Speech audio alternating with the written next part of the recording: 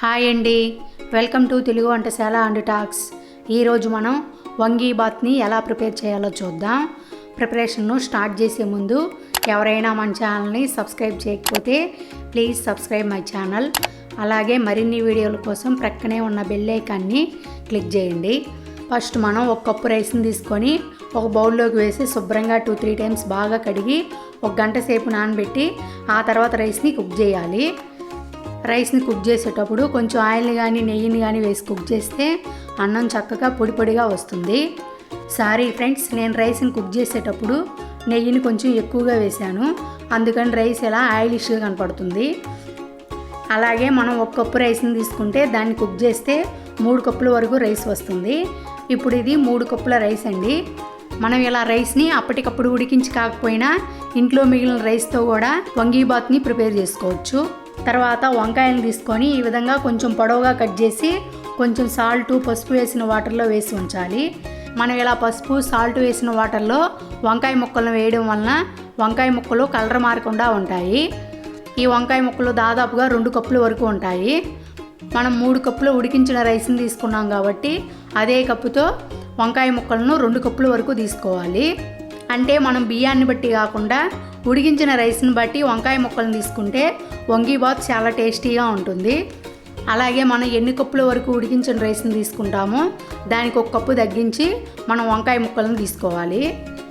ఇప్పుడు నేను ఈ రెసిపీ ఫస్ట్ నుండి లాస్ట్ వరకు కూడా ఒకే కప్పు మెజర్మెంట్ని తీసుకుంటున్నాను.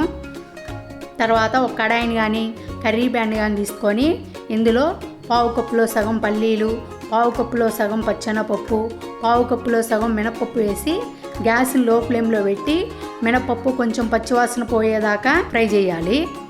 తర్వాత ఇందులో 1/2 కప్పులో సగం ధనియాలు, 1/2 కప్పులో సగం ఎండు కొబ్బరి ముక్కలు వేసి ధనియాలు కొంచెం కలర్ మారేదాకా ఫ్రై చేయాలి.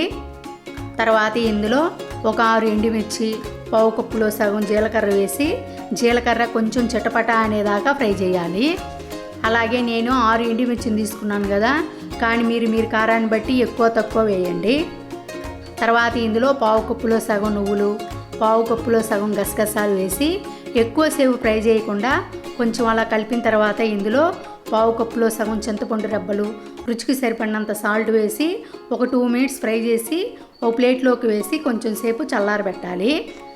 తర్వాత ఇదే కడాయిలో 3 టేబుల్ స్పూన్స్ ఆయిల్ వేయాలి. ఈ వంగీ బాత్కి ఆయిల్ని కొంచెం ఎక్కువగానే తీసుకోవాలి, ఎందుకంటే ఇందులో మసాలా పొడిని రైస్ని వేస్తాం కాబట్టి ఆయిల్ని కొంచెం ఎక్కువగానే తీసుకోవాలి. ఇప్పుడు ఆయిల్ కొద్దిగా వేడెక్కిన తర్వాత గ్యాస్ని మీడియం ఫ్లేమ్లో పెట్టి ఇందులో 1/2 కప్పు పల్లీలు, ఒక 10 జీడిపప్పు వేసి జీడిపప్పు కొంచెం కలర్ మారేదాకా ఫ్రై చేసి ఒక ప్లేట్లోకి వేయాలి. ఈ జీడిపప్పు అనేది పూర్తిగా ఆప్షనల్ అండి, మీకు ఇష్టం ఉంటే వేయండి, లేకపోతే లేదు.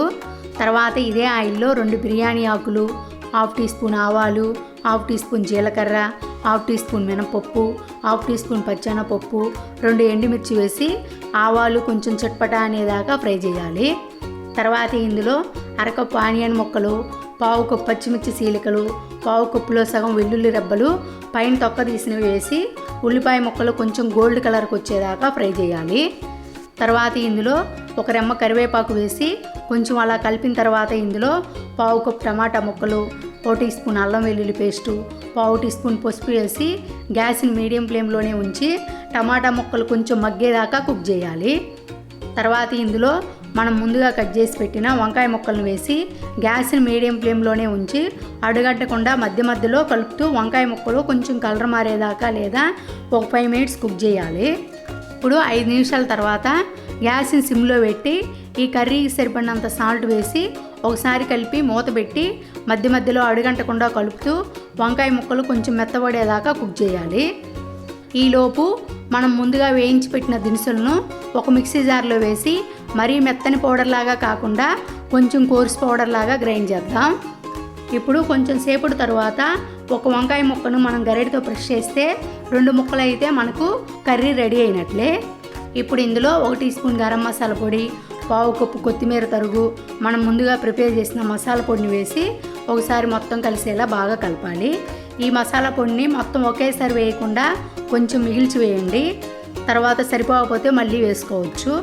తర్వాత ఇందులో మనం ముందుగా ఉడికించి పెట్టిన రైస్ని మనం ముందుగా ఫ్రై చేసి పెట్టిన పల్లీలు జీడిపప్పును వేసి మొత్తం కలిసేలా బాగా కలపాలి.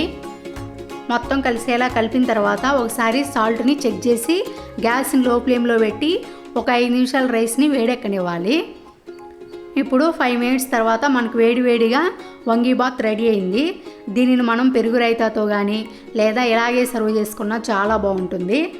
దీనిని మనం ఆఫ్టర్నూన్ లంచ్ బాక్స్లోకి నైట్ డిన్నర్గా సర్వ్ చేసుకోవచ్చు. చూశారు కదండి వంగి బాత్ని ఎలా ప్రిపేర్ చేయాలో. ఈ వీడియో కనుక మీకు నచ్చినట్లయితే లైక్ చేయండి, షేర్ చేయండి, సబ్స్క్రైబ్ చేయండి. అలాగే రెసిపీస్లో ఏమైనా సజెషన్స్ కానీ కొత్త రెసిపీస్కి ఏమైనా ఐడియాస్ కానీ ఇవ్వదలుచుకుంటే కింద కామెంట్ సెక్షన్లో కామెంట్ చేయగలరు. Thank you.